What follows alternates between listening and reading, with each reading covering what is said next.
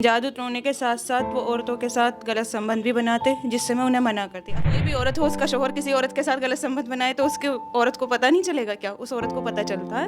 इनके भाई है, वो गंदी नज़र रखता है, आगे पीछे घूमता है। मेरे इनके बाप हैं, वो कह देते हैं, मैं कहती हूँ जब घर के अंदर तो कह देते नहीं, ये तो सब होता है, ये तो एक आम बात है। इन्होंने 9 साल मौलवियत पढ़ी है, हिफ्ज़ किया है, कारी हैं, कुरान को किरत के साथ पढ़ते हैं, लेकिन इनके रगों में जो खून दौड़ रहा है ना, वो आज भी बिहारियों का ही दौड़ रहा है। ये तो यही कहते हैं कि हमारे यहाँ बिहारियों में तो ऐसे ही मारते हैं, औरत के हाथ पाँव तोड़ देते हैं, इतना मारते हैं उसकी लैट्रिन तक निकाल देते हैं। इनकी माँ कहती है कि इसको बिहार लेके जा, बिहार में बेचना और इसके बच्चों के साथ बेचना, ताकि इसके ऊपर अच्छे से जुल्म हो और यही तवायफ बने। बहन के ऊपर जो जुल्म हो रहा है वो भाई सुनने के बाद में भाई की देखिए हालत कैसी हो रखी है। कई दिन से समझा रहे हैं उस शख्स को। मेरे छोटे छोटे बच्चे भी मुझसे छीन लिए, मेरा बेटा मोहम्मद भी छीन लिया और मेरी 15 दिन की बेटी भी छीन ली।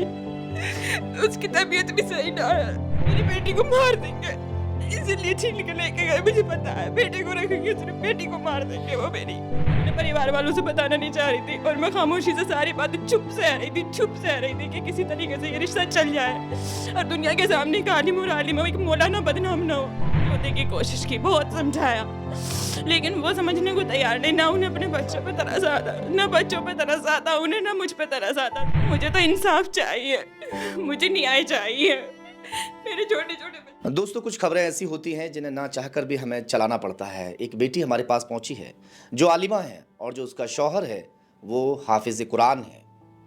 अगर कोई हाफिज कुरान मौलाना हो और वो मस्जिद के इमाम हो और अपने घर को बिगाड़ने का काम कर रहे हो तो हम फिर किसके पास जाएं? जो दुनिया को सीख देते हैं, दुनिया का घर बनाने का काम करते हैं, दुनिया के फैसले खत्म करते हैं, दुनिया को समझाते हैं। आज उन्हें समझा समझा कर दुनिया थक गई है। वो बेटी 2.5 साल से लगातार समझा रही है। वो मना करती है कि तुम तावीज घंटे मत किया करो, तुम हाफिज कुरान हो, तुम मौलाना हो, मगर वो शख्स कतई मानने के लिए तैयार नहीं है। चलिए खैर, मैं उस बेटी से बात करूंगा जो खुद भी एक आलिमा है। क्या नाम है आपका? मेरा नाम नाजिया है। आप कहाँ से हो? मैं सियाना से हूँ। कहाँ शादी हुई आपकी? मेरी शादी यहीं बुलंदशहर DM रोड पर हुई है, 4 यार पर। किसके साथ? मौलाना शमीम के साथ। क्या मामला है, आज आपको कैमरे के आगे आना पड़ गया? क्या ऐसी मजबूरी रही है, बताइए थोड़ा। बस बात यही रही है कि वो जादू टोने का काम करते, मैं उनसे मना करती कि तुम्हें ये नहीं करना चाहिए। जादू टोने के साथ साथ वो औरतों के साथ गलत संबंध भी बनाते, जिससे मैं उन्हें मना करती। असल हकीकत तो यही है, वरना तो तावीज़ गंडे तो हर कोई कर सकता है, इसकी इजाज़त है, लेकिन उसके बावजूद भी वो अपने गलत कामों से बाज नहीं आ रहे। इसी पे हमारा विवाद शुरू हुआ। ऐसा तो नहीं है कि आपका झगड़ा हो गया है, आप उनके ऊपर झूठे आरोप लगा रहे हो?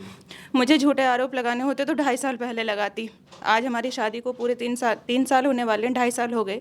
लेकिन जब मैं तंग आ गई हूँ, परेशान हो गई हूँ उनसे, जब मैं यहाँ तक आई हूँ, लेकिन वो मानने को तैयार आप जानती हो कि इस बयान से, जो आप बयान दे रही हैं, आपका घर बिगड़ सकता है। घर बिगड़ सकता है, लेकिन उन्होंने भी तो बात सुनने को तैयार नहीं है। मैं तो उनसे कहे जा रही हूँ कि अपना घर बनाओ, अपने बच्चों के साथ रहो, बीवी के साथ रहो, ये काम छोड़ो, अपने मेहनत मजदूरी करो, इमामत करो, जैसे दुनिया के और आलिम काम करते हैं वो सब काम तुम करो। लेकिन वो करने को तैयार नहीं, क्योंकि उन्हें उसमें दूसरा गलत संबंध बनाने के लिए मिलता है ना। और आपको कैसे पता है कि वो ऐसा गलत संबंध बनाते हैं औरतों के साथ में? कोई भी औरत हो, उसका शौहर किसी औरत के साथ गलत संबंध बनाए तो उसके औरत को पता नहीं चलेगा क्या? उस औरत को पता चलता है। सारी बातें मर्द की आंखों से समझती है और देखती भी हूँ मैं ये सब चीज़ें, और फिर मैं उनसे मना करती हूँ तो कहते हैं नहीं ये सब तो होता है, ये तो कोई बड़ी बात नहीं है। अच्छा, ये आम बात है? ये एक आम बात है, लेकिन बात सुनने को तैयार ही नहीं होते। वो कहते ये हैं किसी एकाध औरत के साथ ऐसा करते हैं या अलग अलग औरतों के साथ में ऐसा? अलग अलग औरतों के साथ। अच्छा, जी, क्योंकि इलाज के नाम पर शोषण कर रहे हैं। जी बिल्कुल।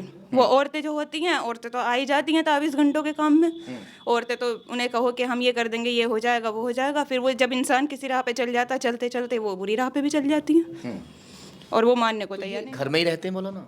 हाँ जी, घर में घर में काम करते हैं? ये काम घर में ही तो करते ये हैं। कहाँ, मतलब घर में ऐसे कितने कमरे हैं, नीचे ऊपर, जिससे जो है अलग में ऐसा कुछ? हमारा जो घर है उसमें एक कमरा है, एक बैठक है, तो ये काम बैठक में करते हैं। और बाकी जो मरीज कहाँ चले जाते हैं फिर? बाकी मरीज उसके बाद में कमरा और बैठक, उसके बीच में किचन है, वहीं बैठ के देखते हैं, वहीं छोड़ देते हैं उनको, और फिर वो अपने हिसाब से एक एक करके बुलाते हैं? जी अच्छा, एक मरीज एक बार में जाएगा? जी, अकेले में। अकेले में? जी, अकेले में जाएगा और फिर उसके बाद में कोई नहीं जाएगा, बस वो मरीज़ होगा और वो होगा। और तो कोई लड़ाई नहीं है आपकी कि कोई और लड़ाई हो और उसके दबा के आप इनके ऊपर गलत इल्ज़ाम लगा रही हो? हो सकता है कुछ और बात हो? नहीं, कोई मैं गलत इल्ज़ाम क्यों लगाऊँगी? मैं तो बिल्कुल सही बात बता रही हूँ। और इनके घर में इनका भाई है, वो गंदी नज़र रखता है, आगे पीछे घूमता है मेरे। इनके बाप हैं, वो कह देते हैं, मैं कहती हूँ जब घर के अंदर, तो कह देते हैं नहीं ये तो सब होता है, ये तो एक आम बात है, हमारे यहाँ तो ये सब कुछ चलता है। जबकि मेरे परिवार में ये सब कुछ नहीं चलता। ये कहाँ के लोग हैं? ये बिहार के रहने वाले हैं। बिहार के हैं? जी। तो इनसे कैसे रिश्ता जुड़ गया आप लोगों का? आप तो यहीं के हैं? जी, हम यहीं के ही हैं। हम तो उत्तर प्रदेश के रहने वाले चौधरी हूँ मैं। लेकिन इनसे जो जो इनका बिचौलिया है मौलाना हामिद, उन्होंने झूठ बोलकर रिश्ता करवाया था। जब इनकी माँ मुझे देखने आई थी तो ये कहा था कि मैं उनके अपने शौहर की दूसरी बीवी हूँ। और उत्तर प्रदेश में बहुत सारे मर्द ऐसे हैं, जब उनकी पहली बीवियाँ मर जाती हैं तो दूसरी बिहार से कर लाते हैं या बिहार में हो जाती हैं। तो उन्होंने यही बताया कि ये जो है मौलाना शमीम, ये जो है पहली बीवी का बेटा है। अच्छा, जी। यानी बिहारी नहीं है, ये ऐसे बता दिया कि जी। तो अब जैसे आप समझाने का काम कर रहे थे, आप मेडिसिन में भी गए थे, पुलिस ने भी आपके आमने-सामने बुलाने की कोशिश की होगी, वहाँ क्या बात रही? वहाँ पे इन्होंने इनकार किया ले जाने के लिए, बिल्कुल सख्ती से मना किया। और मैं गर्भवती थी, उस वक्त मुझे घर से निकाला गया। मेरे ससुर मुझे छोड़ के गए हापुड़ सियाने में, हापुड़ अड्डा है, उस जगह पे छोड़ के गए मेरे ससुर। अच्छा, जी। ससुर छोड़ के आ गए वहाँ? जी बिल्कुल, कि हमारे यहाँ जो है बच्चे पीहरों में पैदा होते हैं और हमारे यहाँ जो है औरत जो है अपने ससुराल में बच्चे पैदा नहीं करेगी, अपने पीहर में बच्चे पैदा करेगी। दूसरा बच्चा है आपका? जी दूसरा बच्चा है पहला मेरा। बच्चा कहाँ हुआ था? पहला बच्चा मेरे पीहर में ही हुआ था। अच्छा, और दूसरा भी? जी, दूसरा बच्चा भी पीहर में ही हुआ है। उस पे भी इन्होंने मुझ पे मारपीट की थी और जब भेजा था उस बात को मैं खामोशी से सह गई कि कोई बात नहीं, चलो एक मारपीट बच्चा। क्यों करता है? क्या कब कब मारपीट किया आपके साथ? मारपीट जब भी इन्हें गुस्सा आता है, जब भी इनकी माँ इन्हें भड़काती है, इनकी माँ कहती है कि ये इतनी बुरी है, ये ऐसी है, ये वैसी है, जब भी ये मुझे मारते हैं फिर उसके बाद में माँ कह देती है कि कोई बात नहीं, हमारे यहाँ तो मर्द है, शौहर है, मारेगा भी, पीटेगा भी, रखेगा भी। कभी सोचा था ऐसा शौहर मिलेगा? नहीं, कभी नहीं सोचा था। आप एक आलिमा हैं और तलाश थी एक ऐसे मौलाना या हाफिज़ की, है ना? क्योंकि अब आप खुद एक आलिमा हैं, तो क्या क्या कहना चाहती हैं? मैं बस यही कहना चाहती हूँ कि बस इंसान की ज़िंदगी में एक आलिम ढूंढे, लेकिन उसकी तरबियत भी ढूंढे। उसके माँ बाप ने अगर सही तरबियत की होती है जब ही वो चलता है, वरना तो वो तो किताबों की तरह पढ़ के ऐसी ज़िंदगी गुजारता है। जिसकी रग में जहाँ का खून होता है ना, वो वहीं का दम भरता है।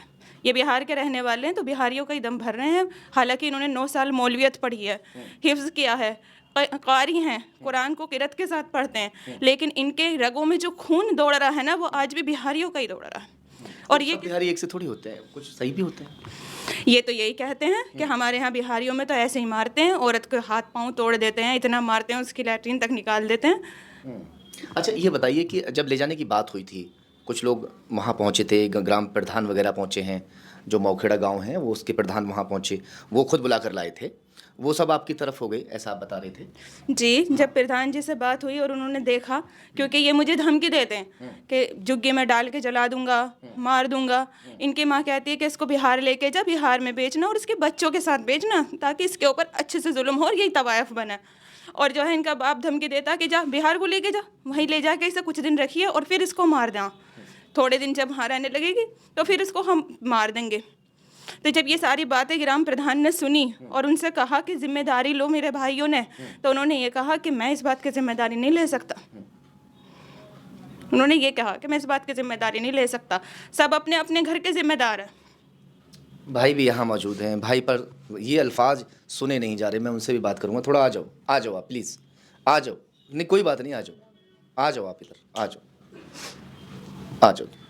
ये भाई हैं, बहन के साथ जो जुल्म हो रहा है, बहन के ऊपर जो जुल्म हो रहा है, वो भाई सुनने के बाद में भाई की देखिए हालत कैसी हो रखी है।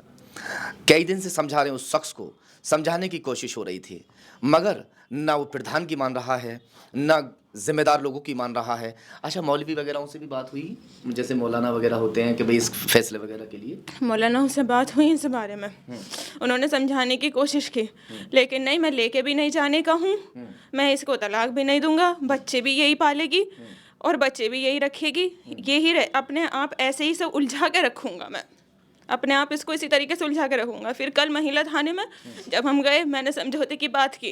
अच्छा, तुम ही कर रही थी जब भी समझो? जी, मैं कह रही थी चलो चलो, मैं तुम्हारे साथ चल रही हूँ, मैं अपने भाइयों को छोड़ के तुम्हारे साथ चल रही हूँ, लेकिन मुझे लेके चलो। तो ले जाने को बिल्कुल भी तैयार नहीं हुए, बिल्कुल भी नहीं हुए। और फिर आखिर में मेरे छोटे छोटे बच्चे भी मुझसे छीन लिए, मेरा बेटा मोहम्मद भी छीन लिया और मेरी 15 दिन की बेटी भी छीन ली। उसकी तबीयत भी सही ना है। मुझे मेरे बच्चों को छीन कर और मुझे भगा दिया। बच्चों को छीन लिया? हाँ, मेरे बच्चे मुझसे छीन लिए। आपके वालिद भी तो इसी गम में चले गए? मेरे छोटे छोटे बच्चे मुझसे छीन लिए क्योंकि उन्हें बेटी अच्छी नहीं लगती। मेरी बेटी को मार देंगे, इसीलिए छीन के लेके गए। मुझे पता है बेटे को रखेंगे सिर्फ बेटी को मार देंगे वो मेरी। ये कोई मिलावट वाली बात नहीं है। एक एक बात पहले, इनसे पहले मेरी कई लोगों से बातचीत हुई है जो वहाँ फैसला कराने के लिए पहुंचे थे। वो शख्स किसी की भी मानने के लिए तैयार नहीं है। वो कहता है कि मैं दूसरों के फैसले करता हूँ, मेरा फैसला कौन कर सकता है। तो अब क्या क्या कहें हम, ऐसे शख्स के लिए क्या कहा जाए। वो खुद एक आलिमा है, 2.5 साल तक वो खुट कर जी रही थी।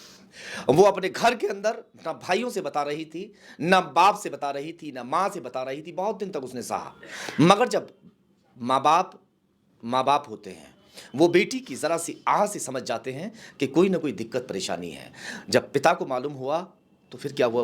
आपके पापा को जो मालूम हुआ था? मेरे अब्बू टेंशन में जा रहे थे, उनका रोड एक्सीडेंट हो गया। वो सिमी चल बसे, 3 दिन तक आईसीयू में रहे। यानी मतलब दिल दिमाग कहीं और था, चला रहे थे? साइकिल पे जा रहे थे, उनका एक्सीडेंट हो गया और उस एक्सीडेंट में फिर हमने उन्हें हॉस्पिटल में भर्ती कराया। 3 दिन तक रहे वो। डॉक्टरों ने बहुत कोशिश की लेकिन वो बच न सके और उनका तीसरे दिन इंतकाल हो गया। इसीलिए मैं अपने घर से, अपने परिवार वालों से बताना नहीं चाह रही थी और मैं खामोशी से सारी बातें चुप सह रही थी कि किसी तरीके से ये रिश्ता चल जाए और दुनिया के सामने एक आलिम और आलिमा, एक मौलाना बदनाम ना हो। लेकिन इन्होंने मेरी बात मौलाना हो के नहीं सुनी और मुझ पे जुल्म करे। चलिए रोइए मत, परेशान ना हो। क्या चाहती हो आप नाज़िया, ऐसे शख्स के साथ क्या होना चाहिए?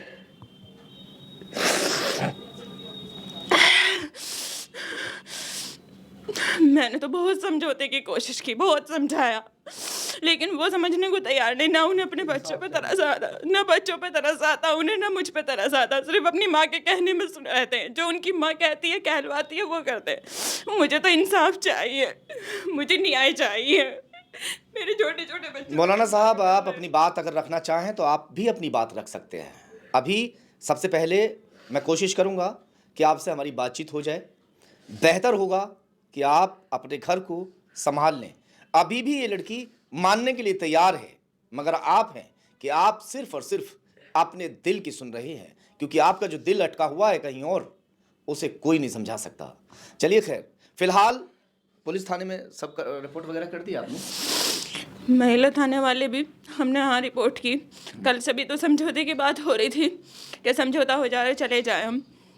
और लोगों ने भी कहा कि हाँ कंप्रोमाइज़ कर लो और तुमसे ले जाओ अपने चाह घर। रही थी कि हाँ हो जाए? मैं बिल्कुल चाह रही थी। मैं अपने भाई के पास से खड़ी होकर उठ के मैं मौलाना के पास जाके खड़ी हो गई कि मैं तुम्हारे साथ चलने को तैयार हूँ, लेकिन नहीं, मैं नहीं लेके जाऊँगा, मैं इसे नहीं रखूँगा, मैं खर्चा नहीं उठाऊँगा इन बच्चों का, मैं नहीं लेके जाऊँगा। बच्चे ये कहाँ से, किसी और से आगे बच्चे कहीं और से आगे जो खर्चा नहीं उठाओगे? पता नहीं। हाँ, इनकी माँ कहती है कि ये बच्चे हराम के हैं, क्योंकि मैं पीहर में रही हूँ ना ज़्यादा दिन।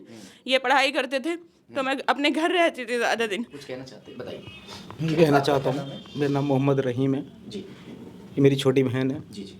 मैं ये कहना चाहता हूँ, ये एक आलिमा है और अब से पहले जब हम घर में घुसते थे तो हमारी बहन लेटी भी होती थी तो बैठ जाती थी।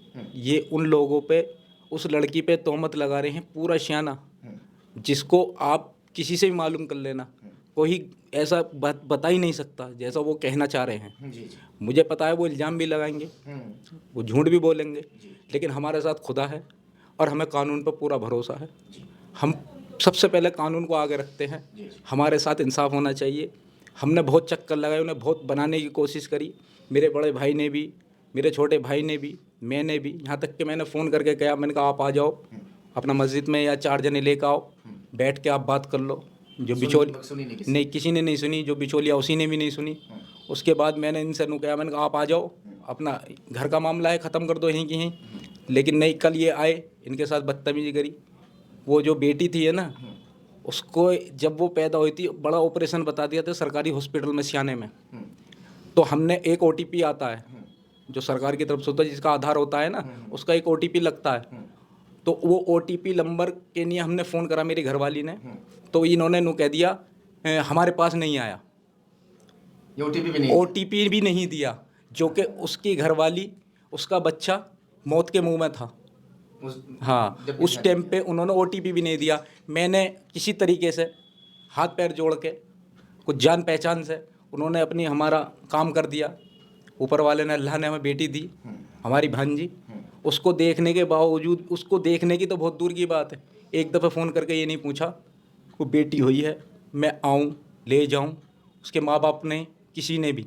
अब जैसे वो कल छोड़ कर इससे छीन लिया, मारा पीटा, तो उनका ये फ़र्ज़ बनता था वो अपनी बेटे को भेजते या अपने और किसी को भेजते, अपने बच्चों को लेकर आते। हम भेजने को अब भी मना नहीं कर रहे, हम बिल्कुल मना नहीं कर रहे। हमें पता है ये वो बेटी है, कभी आज तक हमारे सामने नहीं आई जो आज दुनिया के सामने। हम बहुत तकलीफ़ होती है हमें।